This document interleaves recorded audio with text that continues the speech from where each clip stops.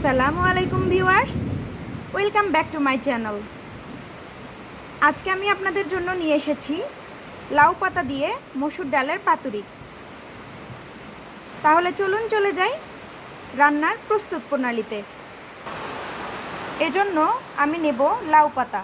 এই লাউ পাতাগুলোকে আমি লবণ দিয়ে মেখে 5 মিনিটের জন্য রেখে দেব।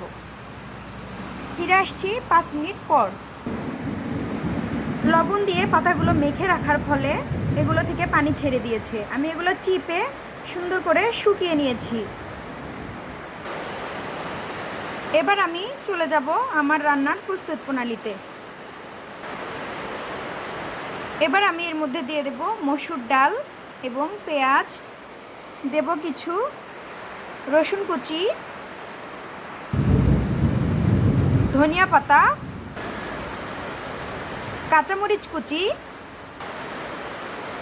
এবং ফ্লেভারের জন্য দেব একটা বার্মা মরিচ, লাল পাকা মরিচ। এবার এর মধ্যে দেব লবণ, এটা স্বাদ মতো। এবার এর মধ্যে দিয়ে দেব সরিষার তেল। পাতুরিতে একটু তেল বেশি লাগে, আমি এখানে প্রায় 3 টেবিল চামচ মতো সরিষার তেল দিয়ে দিয়েছি। এবার এগুলোকে আমি আলতো হাতে সুন্দর করে মেখে নেব। এবার আমি এই লাউ পাতার মধ্যে আমার বানিয়ে রাখা পুরগুলো দিয়ে দেব। এবার এটা ভাঁজ দিয়ে নেব। এভাবে ভাঁজ দিয়ে নিব যাতে এখান থেকে বাইরে এই ডালগুলো বেরিয়ে না আসে। দেখুন আমি ভাঁজ দিয়ে নিয়েছি। ঠিক এভাবে ভাঁজ দিয়ে নিতে হবে। আমার সবগুলো পাতুরি ভাঁজ দিয়ে নেওয়া হয়ে গেছে।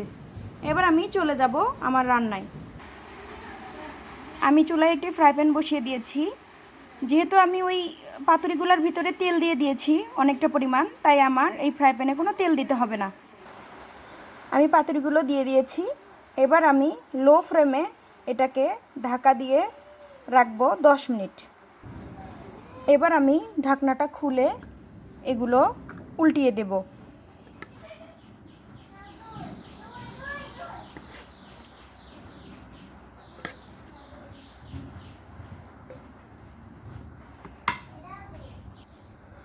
এগুলো আবার আমি ঢাকা দিয়ে রাখবো 5 মিনিট। ফিরে এলাম 5 মিনিট পর। আমার এগুলো হয়ে এসেছে। আমি এবার এগুলোকে একটা ডিশে উঠিয়ে নেব। তৈরি হয়ে গেল আমার গরম গরম লাউ পাতা দিয়ে ডালের পাতুরি। এটা আমি আপনাদেরকে খুলে দেখাচ্ছি। এটা একটু ঠান্ডা করে নিয়েছি। এই যে দেখতে পাচ্ছেন ভেতরটা কি সুন্দর হয়ে এসেছে। এই বোম্বাই মরিচগুলো দেওয়ার কারণে এগুলো দেখতে অনেকটা সুন্দর দেখাচ্ছে। আমার চ্যানেলটা যারা সাবস্ক্রাইব করেননি তারা আমার চ্যানেলটি অবশ্যই সাবস্ক্রাইব করবেন। আর যারা অলরেডি সাবস্ক্রাইব করে ফেলেছেন তাদেরকে আন্তরিকভাবে ধন্যবাদ। আজকে এই পর্যন্তই। আল্লাহ হাফেজ।